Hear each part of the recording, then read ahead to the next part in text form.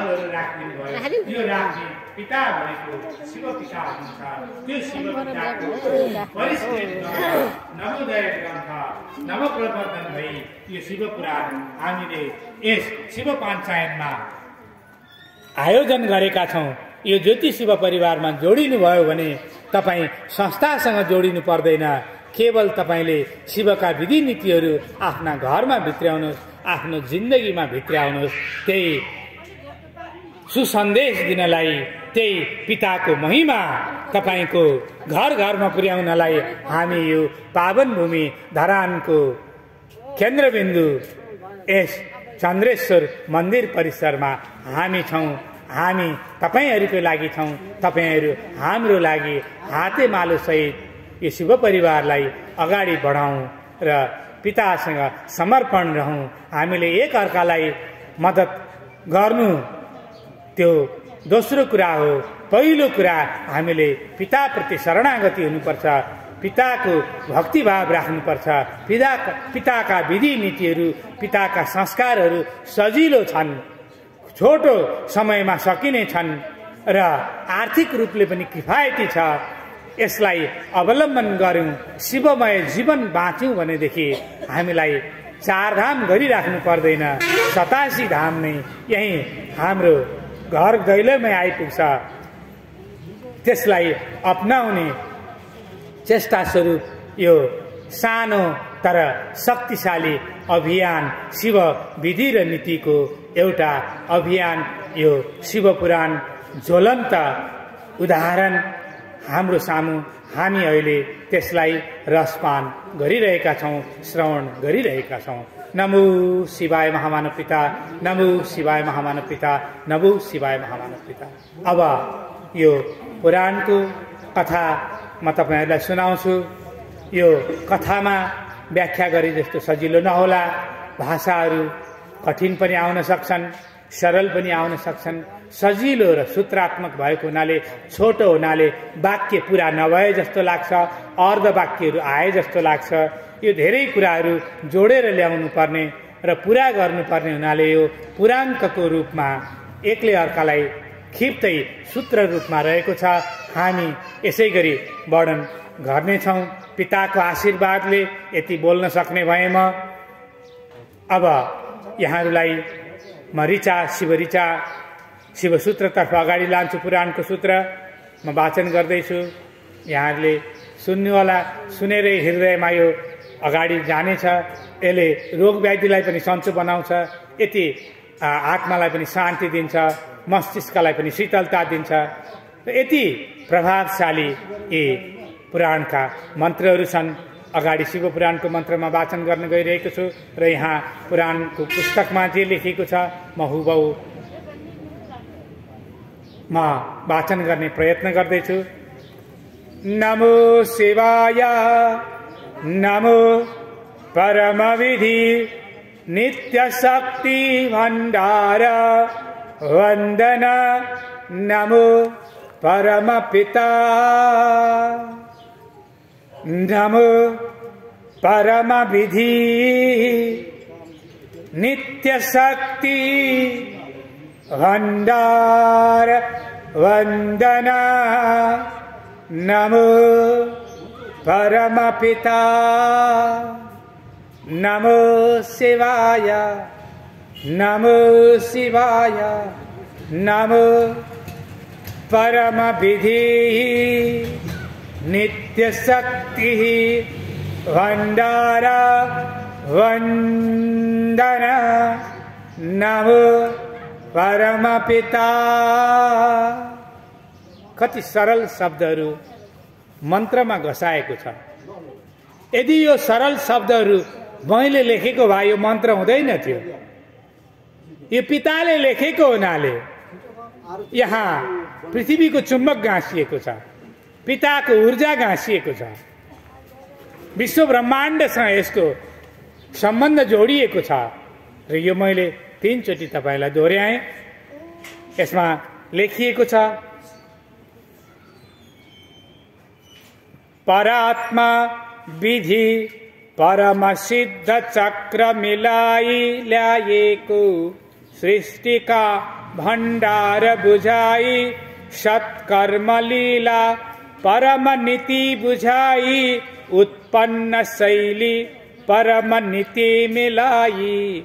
सृष्टिमय गुंज समुद्र योग महिमा, परम ज्योति परात्मा लीला शुभ महिमा, देव कुंड नक्षत्र वाणी सृष्टि गतियो, परम परात्मा नीति रूप शक्ति लीला परम ज्योति, ऊर्जामय सृष्टि रमण्य गुंज चक्र वाणी मिलाई, परात्मा विधि नीति स्थै रचना करता, सृष्टि अमूल्य रूप शुभ कीर्ति अमूल्य, परात्मा परम नीति देव शक्ति मिलाई।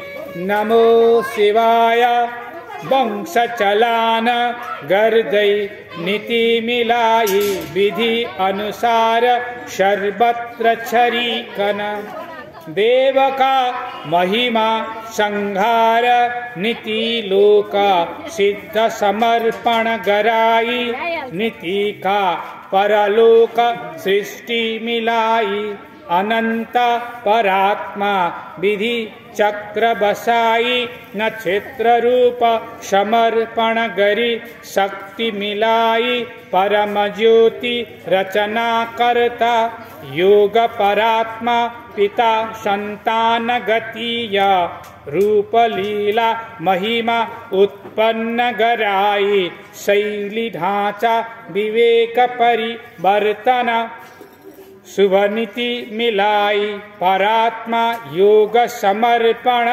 शिव समर्पण, शिव पिता समर्पण गराई, सिद्ध ज्योति परम नीति मिलाई, संचालन कोश अनंत परात्मा विधि मिलाई, पूर्ण सिद्ध मार्ग पवित्रमय तुल्याई, रचना नीति अनंत सर्वरूप वाणी देव कोश महिमा छत्र योग वाणी छरी एर संतान लाई, संतुष्ट प्रदान गरी ल्याये को नीति अनुसार सिद्ध समर्पण गराई, विधि नित्य बढ़ाई, योग रुद्र गतिया उत्पन्न शक्ति ढांचा, विधि परात्मा ज्योति शैली पवित्र रूप योगिनी, कल्याण महिमा संहार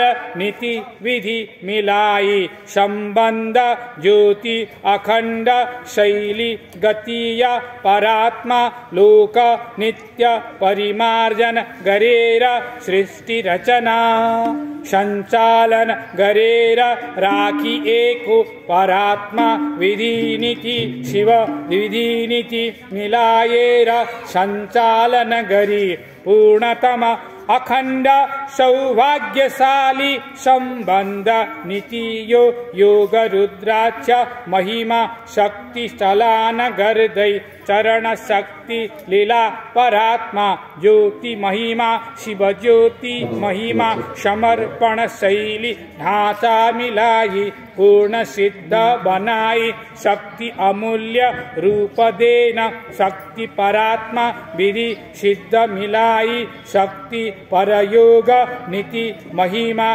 गति चलाई, संतान माज बसने प्रेम छरी सदा सर्वदा कायम, सृष्टि अनंत परात्मा ज्योति शिवाय चरण चलन सिकाई, नीति परात्मा जन्माई, अनंत नित्य लोक कर्ण कर्ण भाग भंडा मिलाई, शक्ति उत्खनन गरेर मिलाई, ज्योति परात्मा सृष्टि सौभाग्यशाली संपन्न अनंत लेखाई, परात्मा शिव विधि नीति नीति बसाई परात्मा कोश बढाई संतान को कथा वर्णन योग महिमा गरेर नित्य समर्पण गराई गतीय संतानलाई यसरी परम पिता शिव संचालन गति महिमा लेखाई नीति का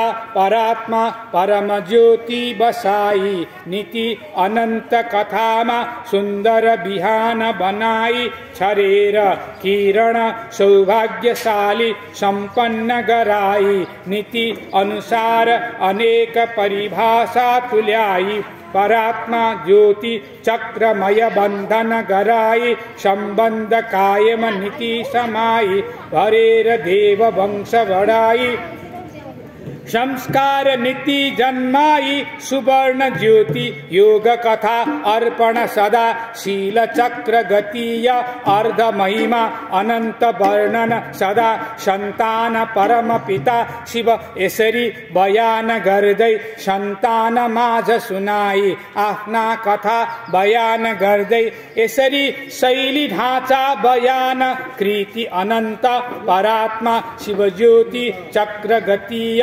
संतान पूर्णतम सिद्ध महिमाक्षरी ममतामय परिवर्तन गराई नीति बुझाई शक्ति पहिराई उत्पन्न गतीय योग पथ वर्णन गराई संतानलाई सधैं सिकाई हिँड्ने चराचर जगत महिमा रूप वाणी गराई परिवर्तन त्याग कथा महिमा शक्ति उच्चारण भाषा योग कथा समर्पण श्लोक नित्य गति अनुसार दिँदै परिभाषा शक्ति का कुण्ड अक्षांश समय लेखाई नीति अनंत वर्णन शुभ सिद्ध कोश शक्ति महिमा चलाई नीति रूप यसरी नै संतान माझ छरेर समर्पण त्याग गराई नित्य लोक चित्त बुझाएर समर्पण गराई यसरी संतान माझ जन्माएको कोसेली परात्मा विधि नित्य मिलाई ल्याएको शिव संहार मण्डल शिव नीति विधि शिव संहार मण्डल शिव पुराण महिमा योग आजलाई यो शिव पुराणको महिमा यही विसर्जन गर्ने अनुमति म पिता ज्योति शिव अनाकार अनन्त निराकार निरञ्जन परम पितासँग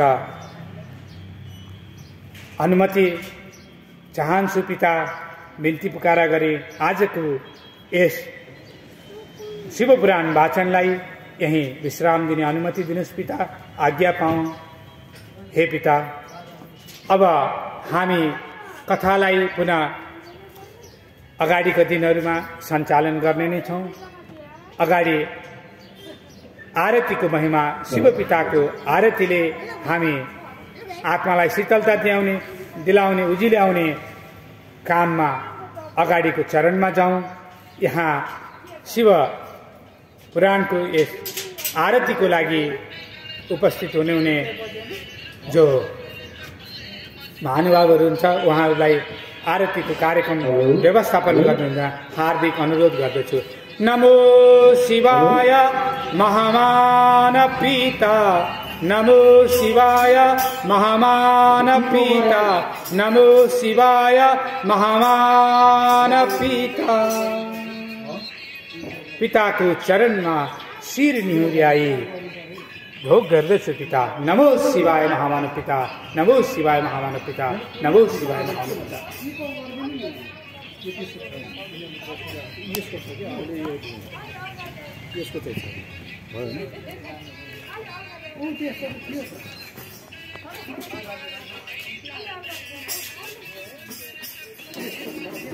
धन्यवाद वाचकज्यूलाई।